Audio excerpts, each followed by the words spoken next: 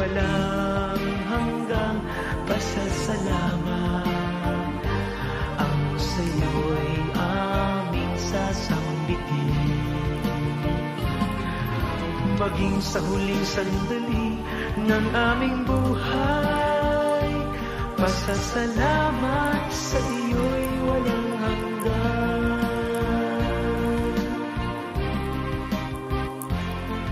Salamat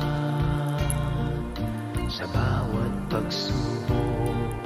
Salamat sa tibay ng loob.